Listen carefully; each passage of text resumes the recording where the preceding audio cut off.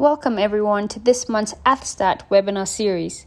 Today's speaker will be Wendy Chigu. She is one of our data scientists here at Athstat, and she'll be walking us through her process of collecting, cleaning, analyzing, and visualizing data. So without further ado, the floor is yours, Wendy. And thank you, Carmen, for the introduction. As Carmen just mentioned, I'm Wendy, a data analyst at Athstat. My work here at Athstat involves analyzing and visualizing big data for high-profile sports teams. Today, I'm going to take you through the workflow of the National Lacrosse League dashboard, which we created on our platform, Athstat Analytics. We collected seasonal team data from 2004 to 2020, seasonal player data from 2004 to 2020, and the match data for the 2019-2020 season from the National Lacrosse League website. So here we have 4 folders. We have one for our seasonal team data from 2004 to 2020, a second for the player seasonal data for 2004 to 2020, and the 2019-2020 match data. And our 4th folder is for our data dictionary. First, we're going to look at the seasonal team data from 2004 to 2020. So for our seasonal team data, we have collected data for 16 seasons from 2004 to 2020. In this data, our columns consist of the aggregated data for each team during the entirety of the season. In this column, we have the total number of games played by each team in the season. We can see that in the 2019-2020 season, each team didn't play the exact same number of games. You can see that they played games ranging from 10 to 14 games. We have other data, we have other statistics like the goals, the assists, the points, and so on. Some of our statistics, like all the per game statistics, are averages for the entire season for each team. We have our penalties in minutes for each team. We also have our face-offs, which we will see in a following data set that we did some cleaning and split this into 2 for reasons that we will explain later. We also have the total number of wins and the total number of losses for each team in this data set. Now we will move on to the seasonal player data.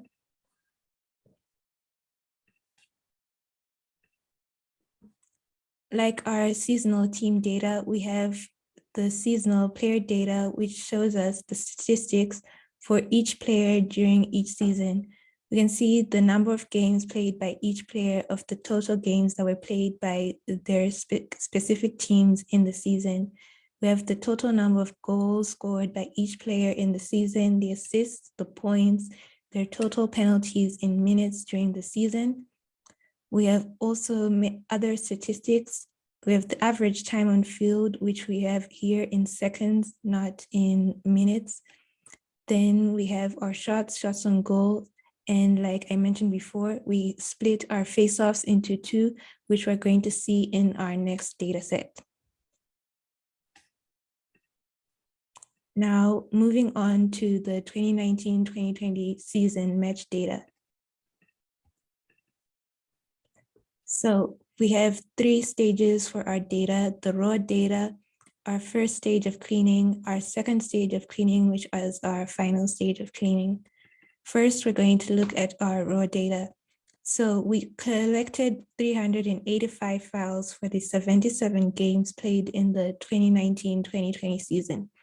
For each game, we have 5 files. We have the overall match data, the scoring summary, the penalty summary, the roster, and we have our goalies.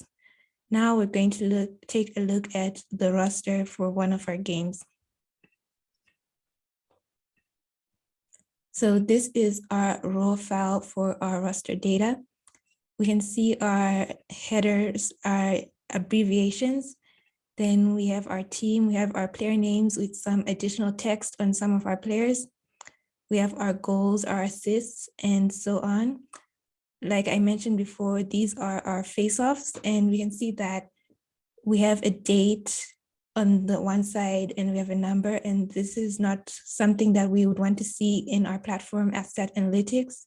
And even if they're all numbers like this 2736, they would also be shown as a string in AthStat Analytics. So when we clean, we had to split these into two so that they would show up as numbers. Then our time on field here is minutes, seconds, and semiseconds. And this would also show up as a string in our AthStat Analytics platform. So we also changed this into seconds.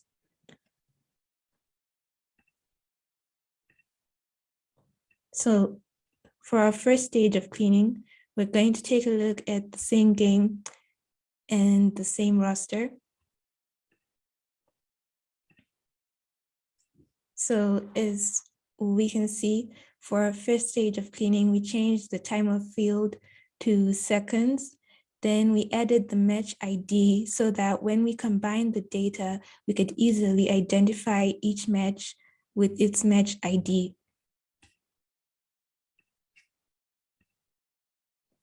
Now for our second and final stage of cleaning, for each data set, we combined the respective files. So we then ended up with 5 files for each data set. We have our updated goalies, our updated matches, updated penalties, updated roster, and updated scoring. So we're going to look at our updated roster. Looking at the same game that we were looking at before, we went on to add an additional column for the venue, the attendance, the length of game in seconds, the game number, and we also created a column for the data set so that we can easily identify what the data set is. Then we also went on to remove the additional text from player names because when we analyze these players in AthStat Analytics, if they have additional strings in them, they will be identified as different players and not the same player. We also changed our header rows and removed the abbreviations and put the headers in full terms. So as mentioned before, here we have the face-off split into two so that they'll be analyzed as numbers instead of strings in Kibana. We then went on to add a timestamp for the game and a location for each team, so the away team and the home team respectively.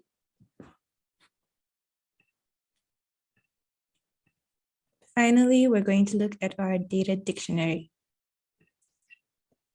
So we created our data dictionary mainly so that we would know what we would name our fields in AthStat Analytics.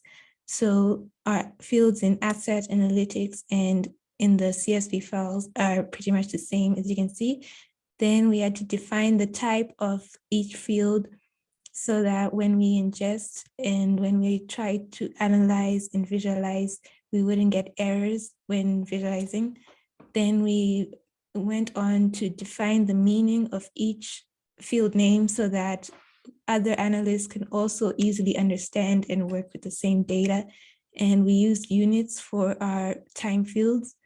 This one is for our match data. So all our roster data, our goalies, our team data for the matches, and our penalties. Then this is for the seasonal team data. And this one is for our seasonal player data.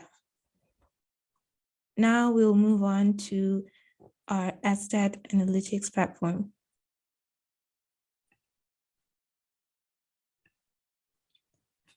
After uploading our cleaned CSV files, we created index patterns for each of our data sets. So after uploading our match data, we created a match index file. And then for our seasonal player data, we created the NLL player. Then this one we created for our seasonal team data. We did this so that we wouldn't have to recreate visualizations if there were any errors in the initial data that we ingested. So looking at one of our indices that we created, we have the 28 fields, which are the columns in our data set. Then we created scripted fields for percentages so that we could make better analysis of our data. For our win percentage for our team seasonal data, we used the total number of wins over the total number of games played. Now we're moving on to our dashboards. We created 5 dashboards from the 3 indices that we created. For the team seasonal index, we created the team seasonal statistics, where we will find the team's performances over the years from 2004 to 2020. Then we created the player seasonal statistics for 14 of the seasons, because there were only 14 seasons available on the National Lacrosse League website.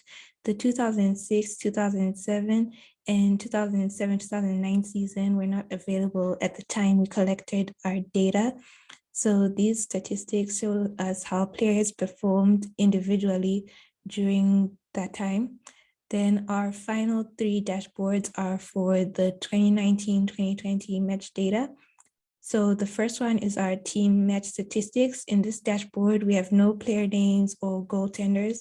This dashboard shows us the scoreboard and the times each goal was scored. We also have the total number of games won and lost by each team against other teams in the season. Then our second dashboard for the match statistics is the player match statistics. This dashboard shows us how each player was performing, and these players are the on-field players, excluding the goaltenders. So in this dashboard, we have our roster, our scoring summary, and our penalty summary for each player. And finally, we have our goaltenders match statistics. In this dashboard, we have match statistics for our goalies only, since their statistics are quite different from those of the on-field players. We didn't want to have them all in the same dashboard, showing null values for most of the goaltenders. Now we're going to take a look at our team seasonal statistics dashboard and how we went about making visualizations.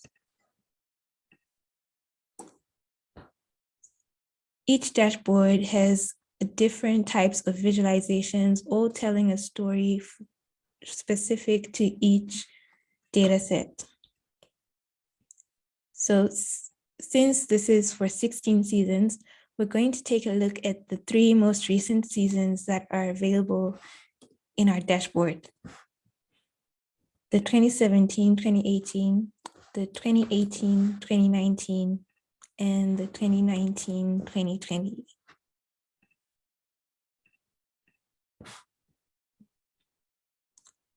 Looking at our first visualization here, we have a regular season ladder, which shows us the top seed of each season from 2017 to 2020. We can see how the Buffalo Bandits started at the 6th position in 2017, went all the way to the 1st position in the 2018-2019 season, and down to the 4th in the 2019-2020 season. You can also see how new teams performed in the season, and we can compare that Halifax Thunderbirds did quite well compared to New York Riptide. So this visualization just shows us the general performance of each team over the year, and we can easily see which teams are doing well, which teams get better with time, which teams have not been getting better but have been getting worse. And now I'm going to show you how we came about creating this visualization. So this is a Vega visualization. We create this visualization through writing a script. And this script, we gave a title to our Vega visualization. We used the Lacrosse NLL team index, since this is our seasonal team index. We used these three fields: the team, the season, and the position. For our mark, we use the line, and then our point is true and our tooltip is true. For our encoding, our x-axis is our season, and our y-axis shows us our position. We added a color so that we wouldn't have the same uniform color for each team, and that would make it confusing and difficult for us to clearly see how each team has been performing with time. Going back to our dashboard,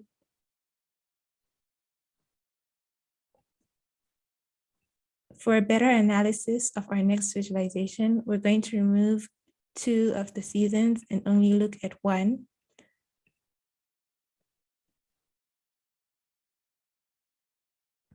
Looking at this visualization of our win percentage and lose percentage, we can, since the number of games played by each team in the 2019-2020 season were different, we can now make a better analysis by looking at their win percentage and lose percentage instead of looking at the total number of games that each team won.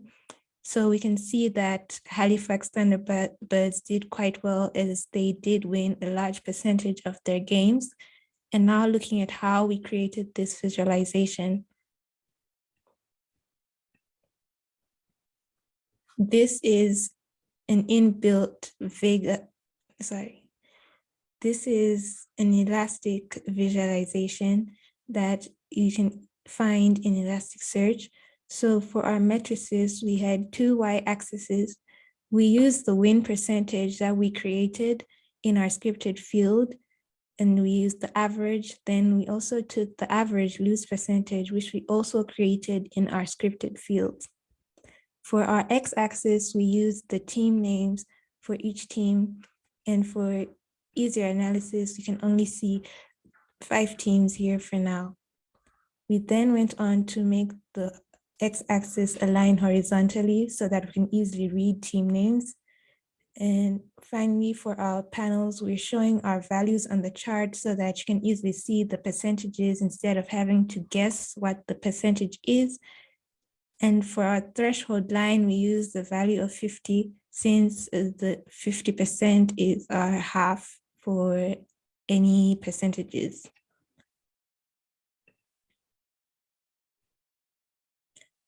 So each visualization tells its own story, and this is all for our dashboard and our webinar.